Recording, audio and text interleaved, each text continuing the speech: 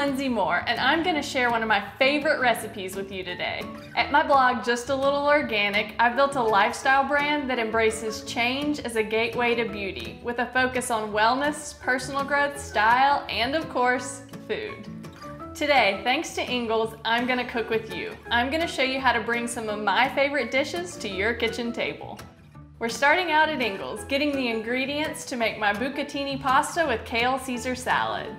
For a full list of all the ingredients, check out the shopping list underneath the video player. You can print a list and take it with you or pull it up on your phone when you're at the store. Now let's get cooking. All right, we just got back from Ingles and we're about to make bucatini pasta with Kale Caesar salad. This is one of the things that I make if I'm running short on time, but I still want something really good to eat for dinner. We've got our water boiling right now, about 4 to 6 quarts or so, and we're gonna get it to a high boil, and then we're gonna add a pinch of salt and a pound of this bucatini pasta. So it's just basically like spaghetti, but a thicker noodle, and it's got a hole down the center. All right, so now that our water's boiling, I'm just gonna move this all over so we can work on the salad while the pasta cooks. I want it to be boiling a little bit more than it is right now. And bucatini takes 9 to 11 minutes to cook, about 9 to get al dente, and you can go a little bit more to 11. All right, we've got a nice boil. I'm gonna add a pinch of salt and our pasta.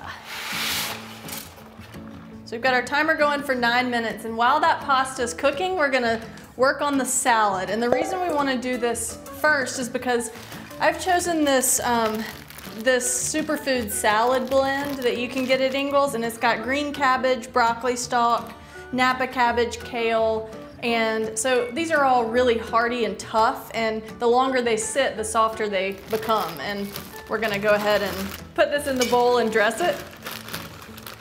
And we're gonna use our hands for this because you really wanna massage the greens so that they get nice and soft. I've chosen a Caesar vinaigrette, and I'm gonna add about 2 tablespoons or so to the salad. Just enough so that it gets nice and coated, and I am gonna use my hands. I've washed them, they're clean, and squeeze them in your hands. It'll help soften them a good bit. Once all the greens are coated evenly with a good bit of the vinaigrette, just wash your hands and let it sit. Let the greens sit for the rest of the time, just out, getting to room temperature and soaking up all of the yummy dressing or vinaigrette or whatever you choose. And then we'll come back to that in a minute. All right, so our pasta's done cooking, and I'm gonna grab about a tablespoon of butter. And for this, if I'm just doing noodles and butter, I get a really good butter. I've used an Amish butter here. It's just got a high fat content. It's really good. So we'll get that butter nice and melted and add a little pinch of salt, maybe about half a teaspoon again, and a little bit of pepper. And then we'll add about 1/4 of a cup or less of pesto. And you can kind of gauge it by your eye. So if you have more or less pasta, just do that accordingly. Again, you can always add more, but you can't take away. So just start to mix it and see how far a little bit gets you, and add some more. So we're gonna add about a little over a cup of grape tomato halves. Then we're gonna set this aside just for a minute. The butter can keep melting. It'll be fine to sit, especially if it's still heating. Set it over to the side and come back to our salad. So remember, we've dressed our salad already, and you can always have, if you're eating this with guests, you can always add. You can have them add more if they want more dressing. We're gonna add some Marcona almonds to this. So these almonds are sort of a gourmet Spanish almond, and they're a little bit shorter and rounder and less dry than regular almonds. And they're really good. These are salted and roasted. And we put these on at the end because you don't want them to get soggy from sitting in there for a long time. And then we're gonna add some flakes of Parmesan. Just give that a mix. And then if you want to, you can add some fresh ground pepper. And then give it another mix.